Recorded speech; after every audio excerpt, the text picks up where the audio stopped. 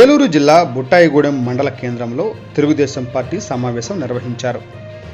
మండల అధ్యక్షులు మొగపర్తి సోంబాబు అధ్యక్షతన ఈ నెల 5వ తేదీన చింతలపూడిలో జరిగే రా కదలిరా బహిరంగ సభ విజయవంతం చేయాలని కోరారు.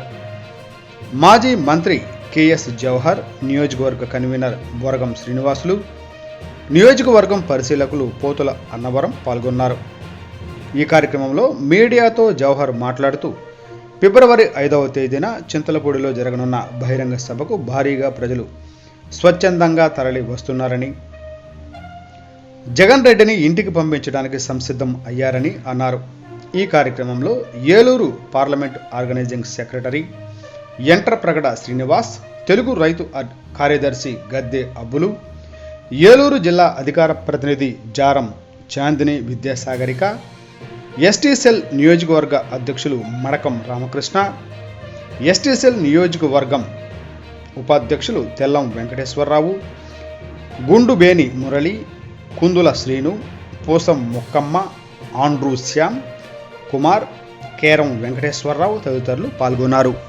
నాయకుడు, సంక్షేమ అభివృద్ధి చేసే నాయకుడు, దళితులు, బడుగులు, బలహీన వర్గాల యొక్క రక్షణ కానీ ఇవన్నీ కూడా చేసే నాయకుడు చంద్రబాబు నాయుడు గారి అనే విషయం ప్రజలందరూ కూడా తెలుసుకున్నారు.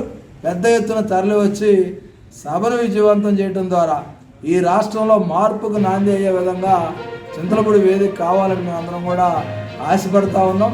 దాంతోపాటుగా మలుపు పథకం కానీ, భూమి కొనుగోలు పథకం కానీ, దాంతోపాటుగా ముందడుగు పథకం కానీ, అదేవిధంగా వాహన యజమానులు చేసినటువంటి కార్యక్రమాలు కానీ ఇవన్నీ కూడా లెదర్ ఇండస్ట్రీస్ డెవలప్మెంట్ కార్పొరేషన్ కానీ ఇవన్నీ దళితులకు పెద్ద మేలు చేశారు.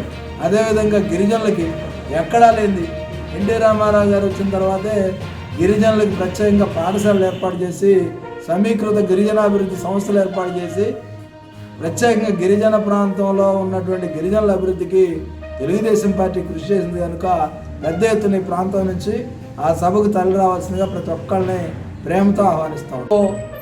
ఆధారాలు లేకుండా 52 రోజులు మా నాయకుడిని జైల్లో వేసినటువంటి పరిస్థితి చూసిన తర్వాత ప్రజలందరినీ అడుగుతూ ఉన్నాం.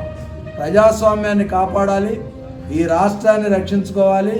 ఈ రాష్ట్రంలో ఉద్యోగ, ఉపాధ్యాయ, కార్మిక వర్గాలే కాకుండా యువత ఉపాధి అవకాశాలు, సంక్షేమం అనేది జరగాలి. అది చంద్రబాబు నాయుడుతోనే సాధ్యమవుతుంది కనుక మీరందరూ కూడా చింతలపూడి సభకి రా కదలిరా అనే నినాదంతో ముందుకు రావాల్సిందిగా కోరుతా ఉన్నాం. ఈ రాష్ట్రం